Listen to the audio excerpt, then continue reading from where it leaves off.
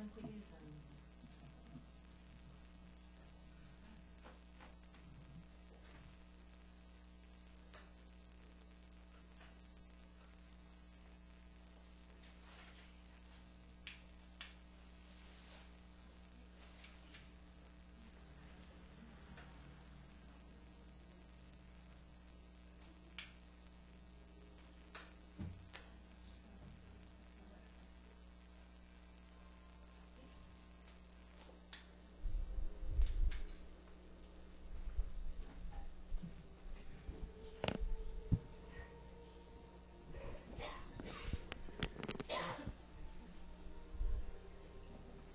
Então, boa noite a todos. Então, com prazer que nós nos encontramos mais uma noite.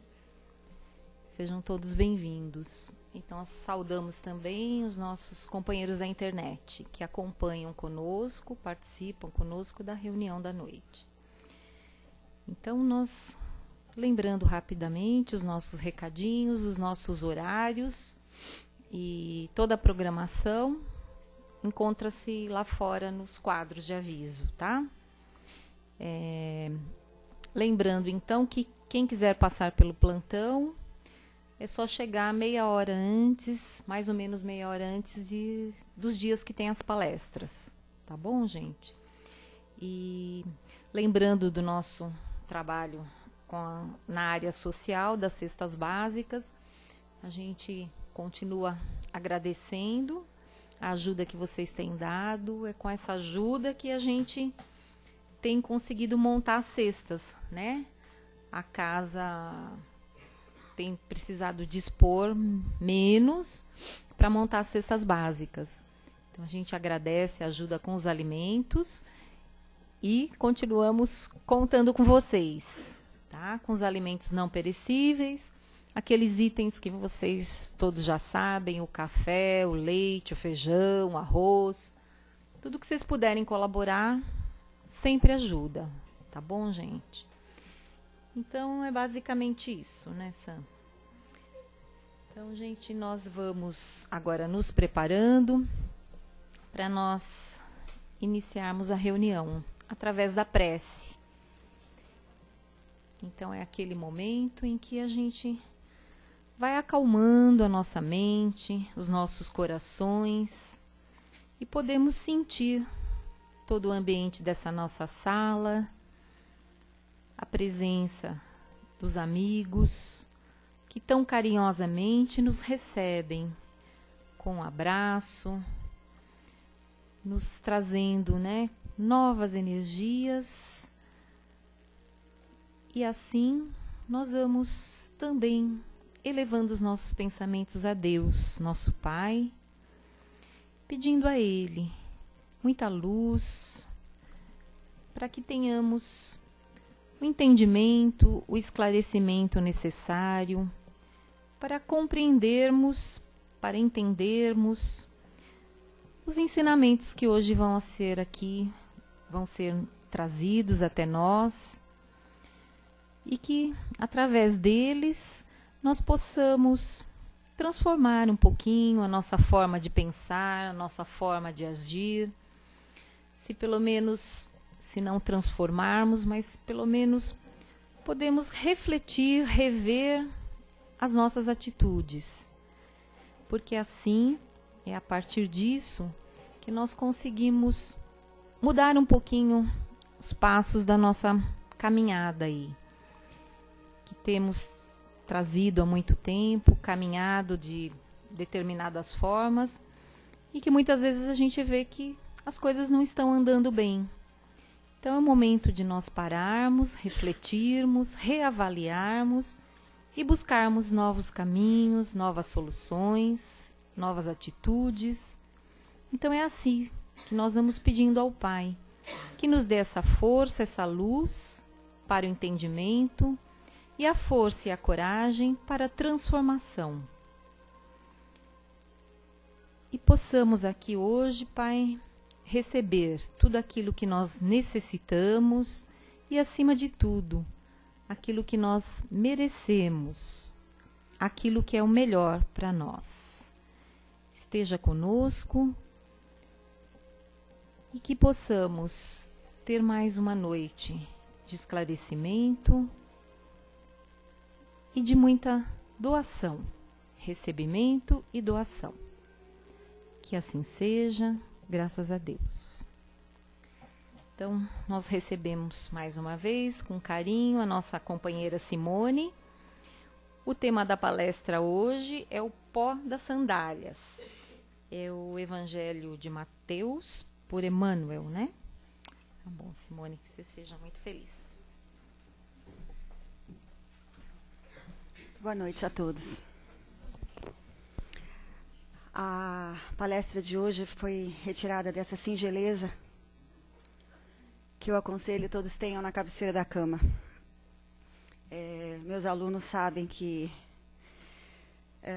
a cabeceira da cama deles tem aumentado, então só o criado mudo não está comportando tudo que eu indico para a cabeceira de cama. Mas esse aqui é um livro fundamental. O nosso texto de hoje foi extraído do capítulo 10, versículo 14. Só lembrando a todos do que trata esse livro, e até indicando, quase que coagindo todo mundo a ter e ler, porque esse é um trabalho monumental que foi feito por pesquisadores espíritas. Esse trabalho vem acontecendo há aproximadamente 10 anos, do qual redundou até agora na publicação dos 4 primeiros evangelhos, com textos comentados pelo Emmanuel. Então, em tudo que o Emmanuel publicou, avulso, ou em textos, ou em jornais, ou muita coisa que já ficou perdido, eles compilaram por versículo. Então, tudo que o Emmanuel falou sobre aquele versículo aparece no texto. Então, nós temos já, saiu Mateus, Marcos, Lucas e João, e agora a gente está na expectativa do Atos dos Apóstolos. Pois é, eu também já procurei, mas nós estamos na expectativa. Ou das cartas de Paulo, né? Talvez não saia na sequência da publicação. Vantagens desse tipo de publicação. A primeira é que nos força a ler o Novo Testamento. A gente não pega o Novo Testamento para ler, você pega aqui, lê o fragmento, vê o comentário do Emmanuel, lê outro fragmento e acaba, sem perceber, lendo o Novo Testamento. Que também é uma coisa que a gente aconselha. Nós somos cristãos, né? Ou não? Seguimos um camarada chamado Jesus Cristo. O que ele escreveu? Nada. Ele disse muita coisa e fez muita coisa, que está escrito nos evangelhos, que vocês leem todos os dias. Então, como assim? Sigo Cristo e não sei do que diz o Novo Testamento? Não tenho ideia quantos livros são, quem falou, quem escreveu. Então, como é? Oi? Oi? Então, esses muitos são 27 livros. Então, vale a pena, gente. A gente baseia a nossa conduta em como doutrina o Espiritismo, que é o cristianismo redivivo, exatamente nesse cristianismo primitivo, primeiro. E o Novo Testamento traz esses comentários muito bonitos e o Emmanuel comenta alguns desses fragmentos. Então, vale muito a pena. Esse primeiro volume ficou gigantesco, porque é quando o Emmanuel escreve mais. Depois, Marcos, Lucas e João são menores. E eu dou muita ênfase ao Evangelho de João. Se vocês puderem ler e se puderem comprar o volume de João, é espetacular. Só lembrando também, né? Sou professora de História. Nós temos 4 evangelhos. 3 deles são sinóticos. Sinótico significa parecidos, quase iguais. Não porque eles relatem a mesma coisa porque elas são verdadeiras, é que um copiou do outro, né? Então acabaram ficando muito parecidos. E nós temos um 4º evangelho completamente diferente. Ele é mais interessado no que representa, no que significa cada gesto de Jesus. Ele vai além do gesto e ele começa a interpretar e dar significações. Ele é muito simbólico, é de uma beleza incrível, que é o Evangelho de João. Então, João é o evangelho para você pensar. Os outros são evangelhos para você conhecer o panorama. Mas João te faz pensar. O que Jesus quis dizer, o que Jesus pensou em colocar com esse gesto, com essa palavra, o que representa, depende muito mais, ele pede muito mais o leitor. E eu acho que João escreve para o Espiritismo. escrevem muito além, né, do seu tempo. Mas, enfim, nosso texto de hoje tem como título O Pó das Sandálias, e é uma advertência de Jesus, quando ele está já no finalzinho do seu apostolado, né, do seu mandato, e ele reúne os discípulos e começa a dar algumas orientações a esses discípulos. E uma delas é, quando vocês forem pregar em cidades, em locais, em vilas, em casas, não forem bem recebidos de alguma forma, o que vocês colocarem, a própria presença de vocês não for aceita, façam nada, não praguejem, não fiquem revoltados, não, né, bata o pó das sandálias, né, pega o sapato, bata para não levar nenhum pó, abençoe aquele lugar e saia. Tem ensinamentos gravíssimos aí nesse ponto, que é o que o Emmanuel coloca, e eu queria trazer alguns para a gente refletir. A maioria dos ensinos de Jesus, penso eu, e o Emmanuel coloca de uma maneira muito bonita, são feitos para aqueles que se ofendem, não tanto para os ofensores. Ele está muito mais preocupado com aqueles que estão tentando alguma coisa e que caem por melindres, por vaidade, por egoísmo, por revolta, do que aqueles que não estão fazendo. A preocupação de Jesus é em fortalecer aqueles que já conhecem algo da caminhada e se manter. Quando ele fala, bata a sandália e não carregue nem o pó daquele lugar, ele não está pregando a indiferença ou a dureza do coração, ou nada que dissesse não dê atenção àquele local.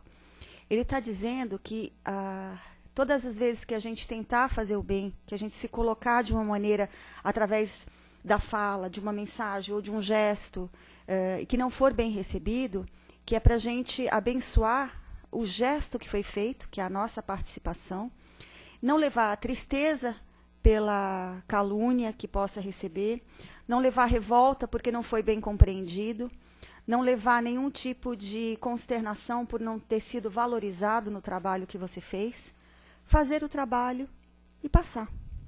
De alguma forma, a semente do que a gente coloca fica. E o Emmanuel faz alguns alertas. Vamos tomar cuidado com o trabalho que a gente acha que está fazendo no bem. Nós ainda fazemos muito pouquinho para achar que o nosso trabalho deve ser reconhecido automaticamente no momento que a gente faz. Nós nos achamos grandes defensores da doutrina do Cristo, mas é como a Cida colocou no começo. A gente não pratica por uma questão muito simples. A gente não entende o Cristo. A gente não entende os ensinamentos que ele nos coloca, que são básicos. Ame seu próximo, ame a Deus, perdoe. Nós não entendemos isso. Se tivéssemos entendido, já tínhamos praticado. E não praticamos. Oscilamos nas nossas condutas. Então, todas as vezes que nós achamos que estamos fazendo o bem e nos engrandecemos com isso, nós ativamos dentro de nós uma coisa chamada orgulho. Olha o que eu fiz e não foi bem aceito. Mas eu sou meio trouxa, né? Porque eu faço o bem e não tem retorno, a pessoa não merece. Mas, gente, se a gente entrar na questão do merecimento, quem de nós, em sã consciência, acredita que merece algum favor de Deus? Alguém aqui acredita que está merecedor mesmo, que está com a consciência limpa, que não fez absolutamente nada, ou que fez tudo, ou que faz tudo todos os dias para ser um bom cristão? Nós caímos 30 vezes por dia. Escolha um vício. Nós caímos nele pelo menos uma. Se cair 30 vezes, está no lucro. O que é que nos torna, vamos dizer assim, caminhantes, né? O que é o caminhante? Aquele cara que cai, levanta e vai adiante. É exatamente isso. A confiança de que eu, mesmo com o joelho ralado, eu vou levantar e vou seguir. É isso que nos torna humanos. E nós só nos tornamos humanos na medida em que a gente vai desfazendo dentro de nós os vícios. O mais ardente deles é o que mais nos impede de trabalhar no bem, que é o orgulho. É aquele que justifica tudo o que eu faço, tudo o que eu penso, como sendo a melhor conduta, o melhor parâmetro, e o outro está sempre errado. O Emmanuel adverte, a Joana de Ângeles também, que grande parte dos problemas que a gente carrega hoje são oriundos de ações que nós fizemos no passado, mal feitas, e que começaram com a falta de uma única palavra: desculpa. Aí acumulou, acumulou, e agora eu faço um pouquinho de coisa boa, um negocinho assim. Menino, estou me achando o Chico Xavier. E estou chocada que os outros não me vejam assim. Como assim? Se eu praticamente olho e estou levitando? Nós fazemos isso, gente, perto do tantão de coisas que a gente já fez de errado. A gente está começando a caminhada. E à medida que a gente vai caminhando, a estrada vai ficando mais complicadinha, porque você vai ficando mais capaz. A maioria das encrencas que nós temos hoje começou lá atrás com a falta do desculpa. O desculpa não é a correção do erro, mas é uma boa chance de você não deixar nem o erro se repetir, nem a mágoa aumentar. Porque, não sei, me parece meio matemático e simples. Você percebeu que fez algo de errado. Percebeu que é errado. Qual é a sequência inicial da frase seguinte? Me desculpa. Percebi que eu fiz algo de errado. Estou perdendo um afeto. Estou transformando esse afeto num profundo desafeto por vidas. E ainda com essa percepção eu não sou capaz de me desculpar? As nossas correções nas vidas vêm exatamente disso. Nós não nos desculpamos. E carregamos os desafetos e as correções por vidas. Então, quando Jesus fala, acerta o passo com o teu inimigo enquanto ele está no caminho, ele não estava brincando, não. Ele estava dizendo agora, enquanto está tendo a avalanche e a bolinha de neve está descendo e ela é pequenininha, você pega ela. Se você deixar ela rolar, ela pega você. Enquanto está pequenininho, uma palavra simples pode resolver. As nossas ações ainda são muito... Nós somos criaturas extremadamente bipolares, né? Impressionante. Porque a gente fala em amor, em perdão, a gente vai no centro, escuta palavras, atravessou a porta ali, é um negócio impressionante. Parece que outro ser toma conta e a gente passa a agir, pensar e dizer como se não tivesse ouvido nada, não tivesse tomado um passe, não tivesse consciência que nós somos seres imortais. Então, a gente vai encontrar com a gente, muitas vezes ainda, em situações que podem ficar muito difíceis, pela falta de capacidade que a gente está tendo de gerar essa palavra. As nossas ações no bem, como diz o Emmanuel, são quase inexistentes perto do mar de confusões que a gente já criou. Mas ele dá a esperança, ele alerta, como alertou Paulo. Só o amor cobre uma multidão de erros. Mas, efetivamente, a gente tem que construir o amor, não é a virtude mais importante que nós temos?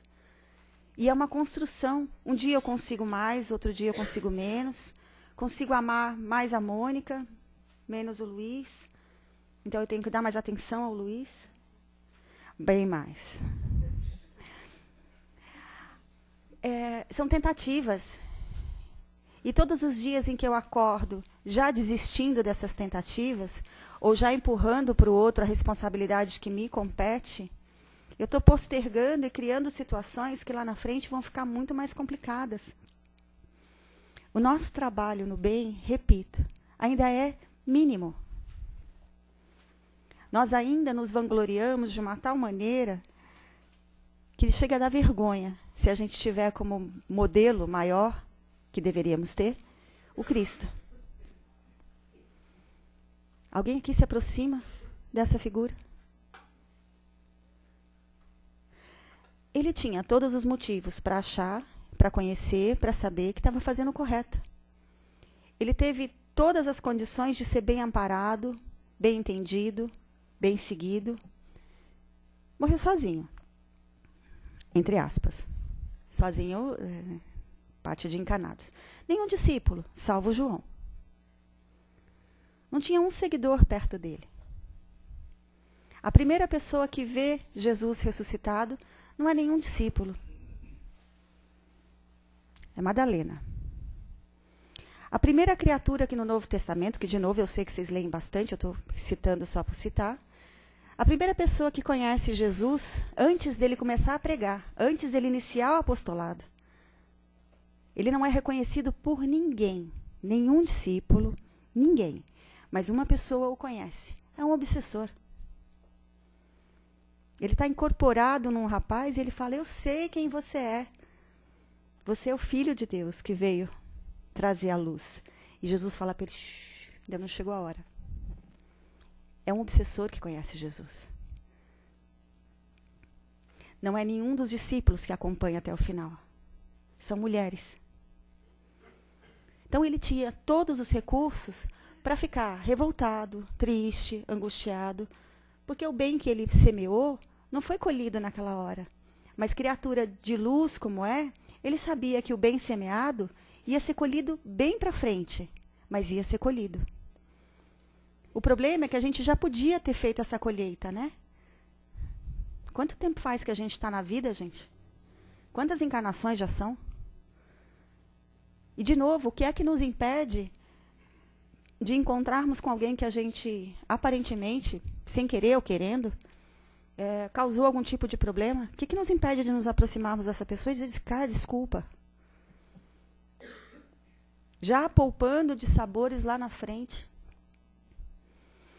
No livro Missionários Mensageiros, do André Luiz, tem um episódio que eu gosto de citar, porque é bem isso que a gente faz. Quando a gente faz o bem, a gente fica muito na espera da gratidão, bravo porque o outro não foi grato, ou não grato como você gostaria, que praticamente... Não, às vezes a pessoa nem dá um grunhido, às vezes nem olha para você, e você fica revoltadíssima. Na próxima vez eu não dou.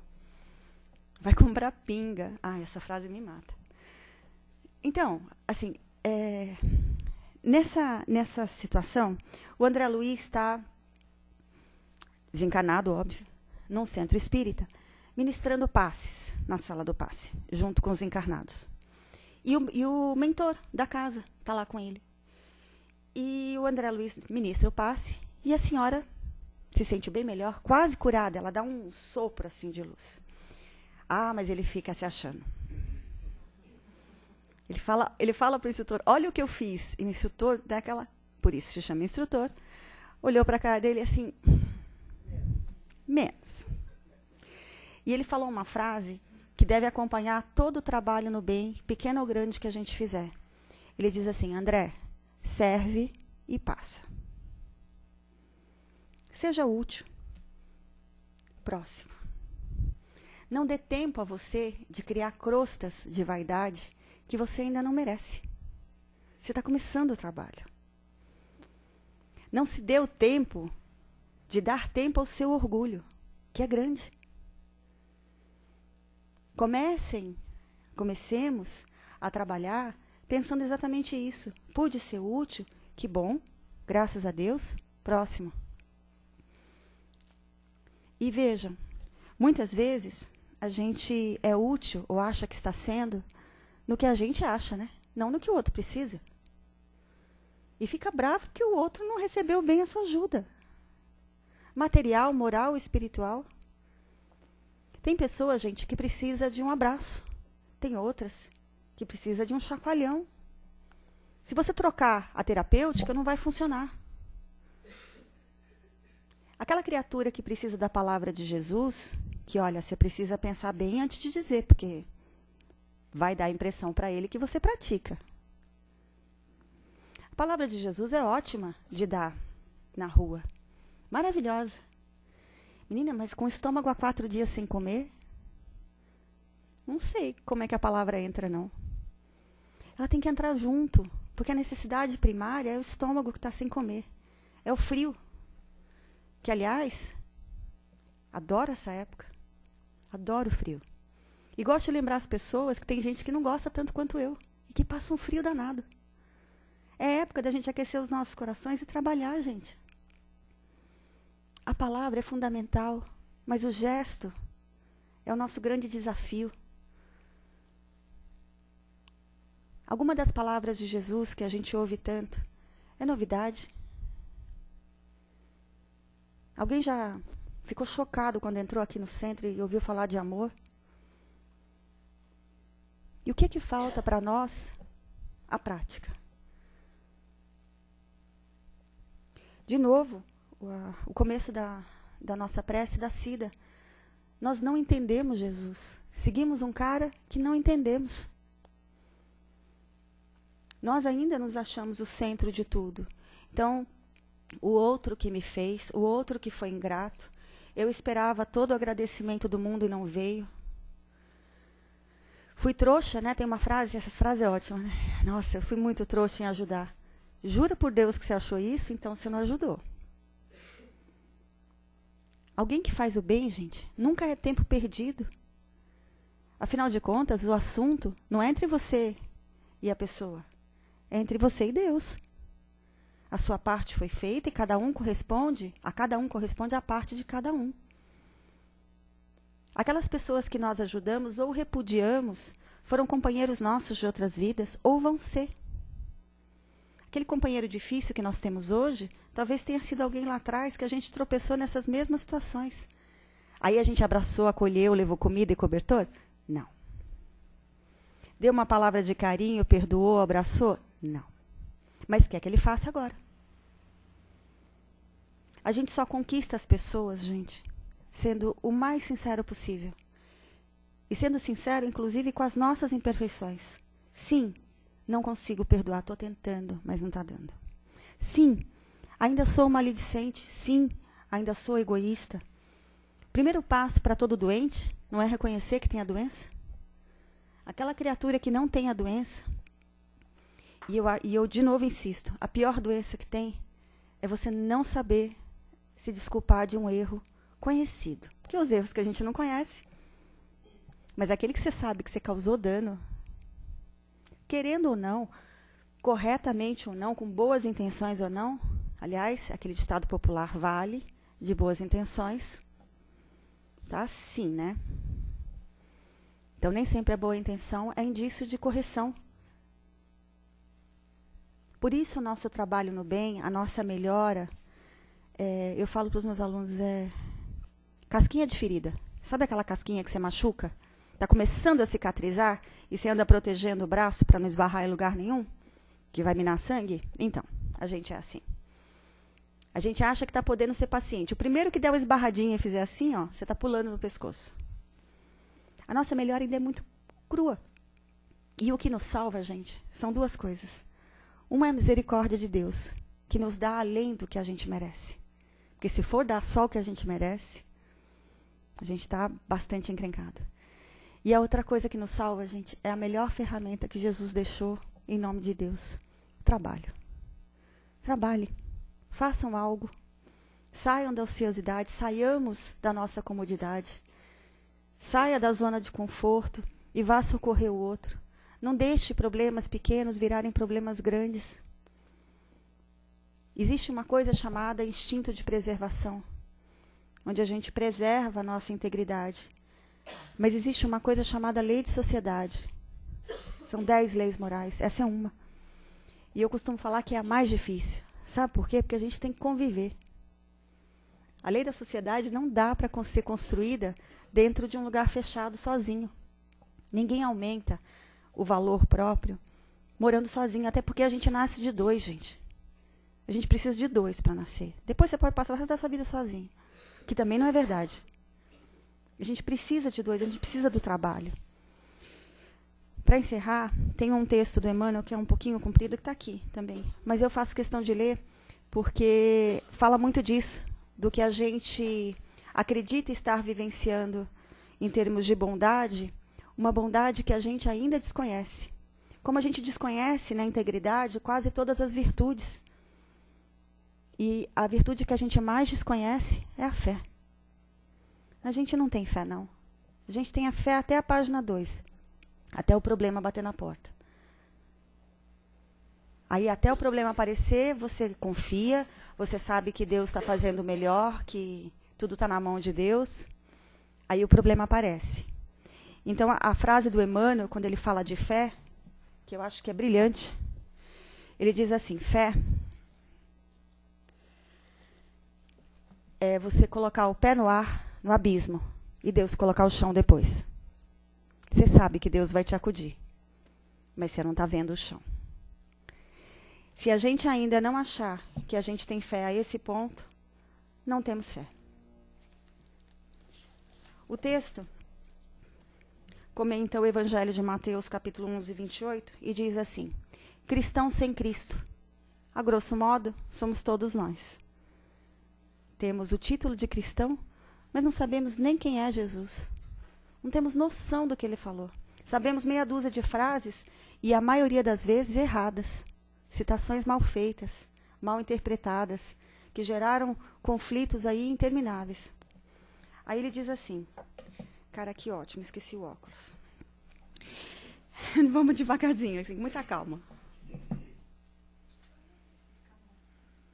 Nossa, socorro.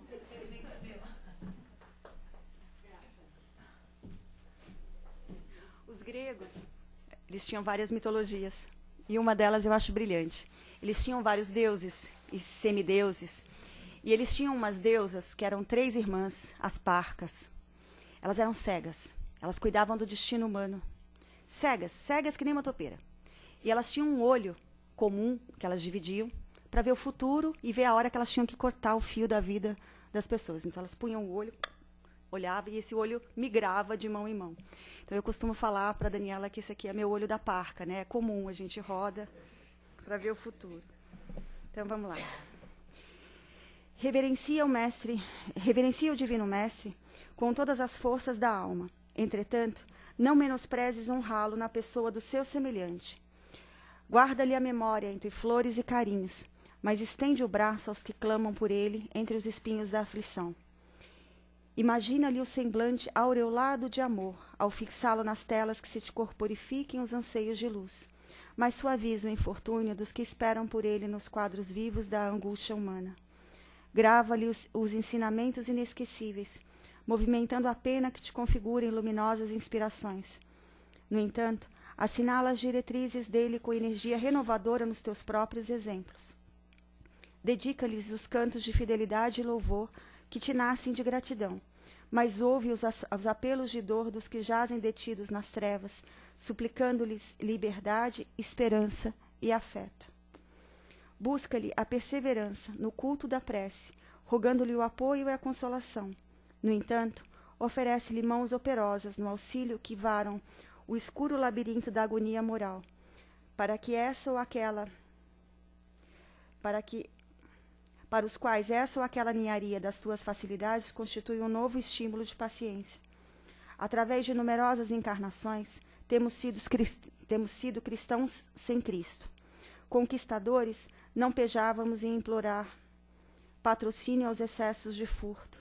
Latifundiários cruéis, não nos envergonhávamos de solicitar o maior número de escravos que nos atendessem ao despotismo, em clamorosos sistemas de servidão. Piratas, dobrávamos imensamente os joelhos para agradecer a presa fácil e o massacre. Guerreiros, impetrávamos dele em absoluta insanidade, em nome do Cristo, inspirando as nossas piores insânias. Agora, a doutrina espírita nos revela Jesus por mentor direto da nossa alma, ensinando-nos a responsabilidade de viver, e é imperoso saibamos dignificá-lo com a nossa própria consciência. Nós sabemos de tudo e fazemos muito pouco.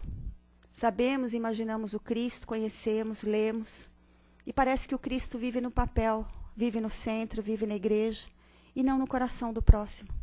Ele alertou, não alertou, gente? Quem fizer isso, quem for visitar um doente, quem for dar um abraço, estão fazendo a mim. Quem não fizer, também está deixando de fazer a mim. Por que é que a gente não faz? Como diz uma amiga minha, se fazer o bem faz bem, por que a gente não faz mais? Se a gente se sente tão bem quando faz o bem, por que a gente não multiplica isso? Graças a Deus.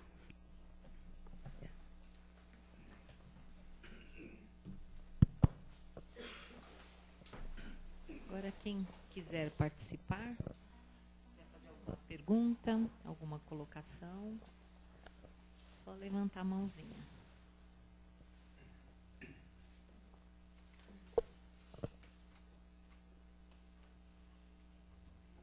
Alguém? Não?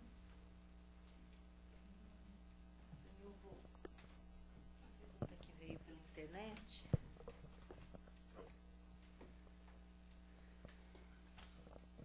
Do Lourenço Rendese e a Maria Leia, lá de São Luís do Maranhão.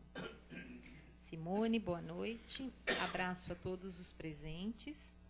Evangelizar é falar em Jesus, mas se as pessoas não aceitam ninguém, não aceitam, ninguém está apto a tirar nossa autoridade, pois foi o próprio Jesus quem nos deu. Seria abrir os olhos das pessoas, sair da casca do egoísmo e retirar a capa do orgulho.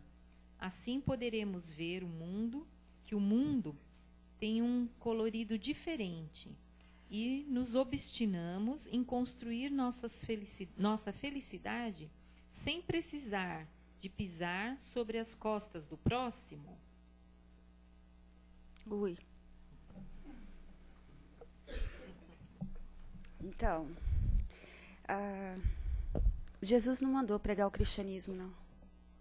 Jesus não mandou pregar doutrina nenhuma. A única coisa que ele mandou a gente fazer foi amar. Então ame, faça e fale de acordo com que as pessoas que te ouçam entendam que vocês estão falando por mim. Falando e fazendo em meu nome. Quando a gente vai procurar convencer outras pessoas, eu acho que mais do que a conversa, passam duas coisas antes, né? Mais do que a propaganda na orelha, passa por duas coisas muito importantes. Primeiro é o respeito. E depois é assim, se a sua conduta, a conduta que você está oferecendo é melhor do que a que ela tem. A sua conduta. Porque a sua teoria, ela pode ser melhor. Mas para você convencer a outra pessoa de que aquele caminho é melhor do que o que ela está seguindo, a sua conduta tem que ser melhor do que o que ela está vivendo. Se o que você oferece é pior, a chance desse, entre aspas, conversão acontecer é muito pequena. E aí sim, a frase dele no final, que é tá pisando nas costas do irmão, eu acho que a gente pisa mais quando a gente tenta trazer no blá blá blá e a nossa fala diz uma coisa e o nosso gesto diz outra. Tem um episódio que eu gosto de citar, porque é uma das coisas mais emblemáticas durante a conquista da América. Eles faziam conversões em massa, 2.000, 3.000 almas, todos os dias.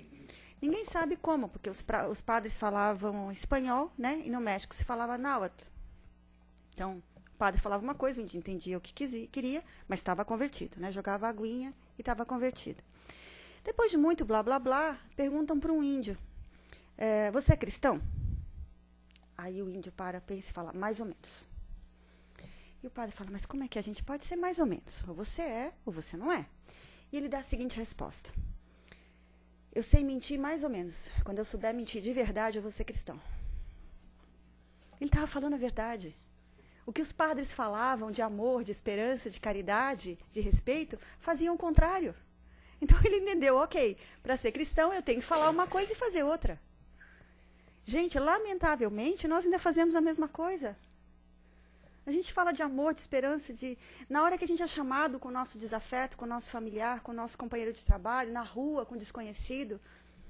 Gente, é impressionante como a gente volta a ser aquele monstrinho que estava guardado lá e que a gente tentou afogar, mas não deu, ele está ali. Né? A gente fala que é o nosso, Jung fala, né, que é o nosso lado sombra que a gente tenta afogar. Na verdade, a gente tem que tentar administrar para que ele canalize para energias boas. Nós ainda somos extremadamente como esse índio entendeu. Falamos muito bem, dizemos coisas muito bonitas e fazemos ainda monstruosidades. Principalmente se nos sentimos provocados. Não estou justificando, pelo amor de Deus. Há coisas que não são justificáveis. Nem que você tenha razão. Então, às vezes, as pessoas falam, não, mas fulano foi agressivo, fulano gritou, eu posso gritar também? Não. Fulano foi lá, matou seu filho, você pode matar? Não. Há coisas que são verdadeiras e são corretas, independente da nossa pequenez ou não. Então, eu gosto de pensar que a gente primeiro se conheça, saiba das nossas limitações, lute contra elas, e vá levando essa luta para o próximo. Eu confio bastante quando eu sempre falo para as pessoas assim, que o perdão é fundamental. Aí a pessoa sempre me pergunta, você consegue perdoar? Eu falo, nem sempre. Mas o fato de eu ser pequena não tira a verdade do ensinamento. Continua sendo válido. É importante perdoar, sim.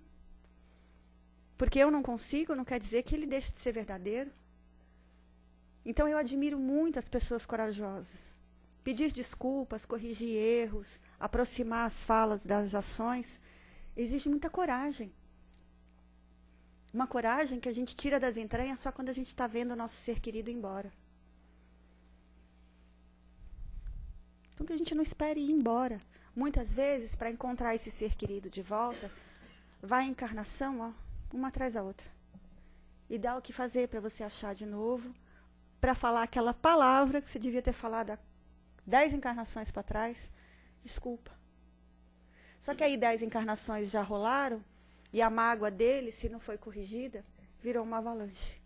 Então, talvez só a palavrinha desculpa já não funciona mais. Você vai ter que rebolar um pouquinho mais. Então, para trás a gente não consegue, mas vamos tentar para frente. Não deixar tanta avalanche acumulada para a próxima vida, né? É muito complicado, porque realmente, eu insisto, não é o discurso de Camões que a gente está pedindo. É uma palavra. Uma única. Desculpa. O perdão, eu já falei aqui, o perdão não foi feito para quem ofende, não, gente. O perdão é feito para aquele que se sente ofendido. É ele que vai virar lá na frente o obsessor. Nós somos grandes obsessores de encarnados e desencarnados, porque a gente não perdoa. Um mundo feliz não tem perdão, né? Porque não teve ofensa. Que bonito, né? Que alguém virar para você. Não sei se já aconteceu com vocês. A pessoa vem te pedir desculpa e você fala do quê? Olha que lindo. Você não se sentiu ofendido? Menino, mas a gente é tão ruim que quando a pessoa vem pedir desculpa, se você não lembra, você inventa. Só para a pessoa gastar a desculpa dela. Ah, não, fica tranquila. Você nem lembra, mas fica tranquila, sossegada.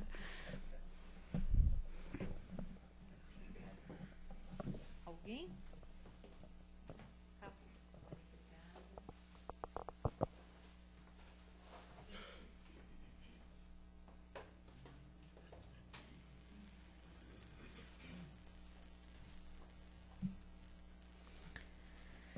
Então vamos agora, companheiros, poder direcionar, né, um pouco desses nossos melhores sentimentos, onde a gente vai buscando dentro de nós, cada um de nós tem algo de bom a oferecer, grande ou pequeno, mas cada um de nós pode oferecer. Então, nós começamos aqui, né, nessa oferta, doando o nosso amor em forma de vibrações. Nós vamos emitindo essas vibrações e pedindo aos companheiros da espiritualidade que levem até os locais mais necessitados, aqueles locais e as pessoas que nesse momento estão necessitando de uma palavra, necessitando do fortalecimento, que passam por situações difíceis, de doenças, situações de desemprego, de desentendimento em família,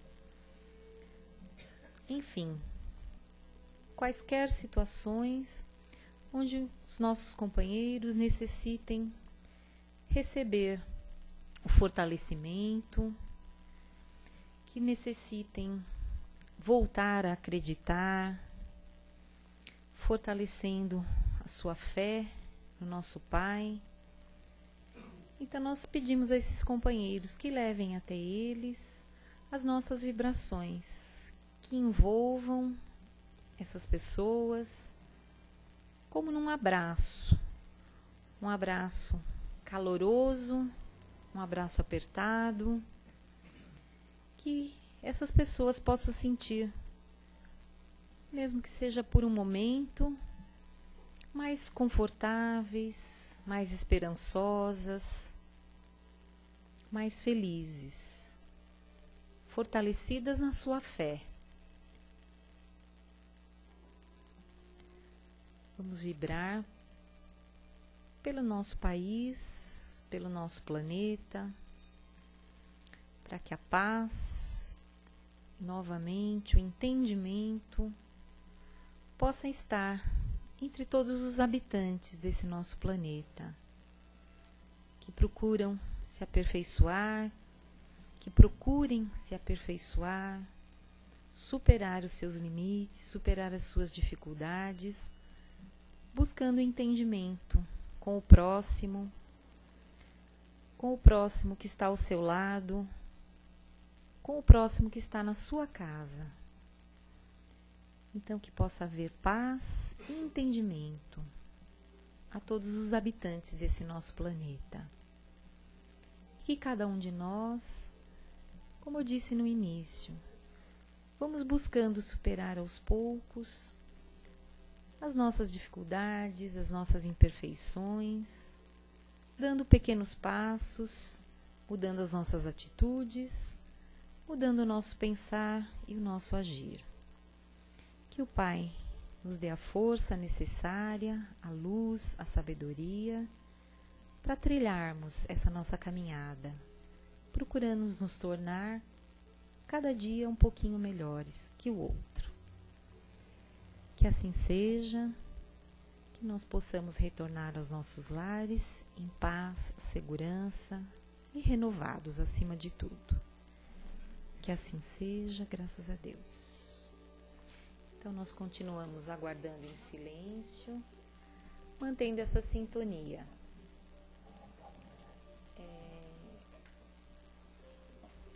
Do passe à distância. Então, pessoal, quem quiser receber passe à distância, é importante passarmos pelo plantão, conversar com o plantonista, e aí nós receberemos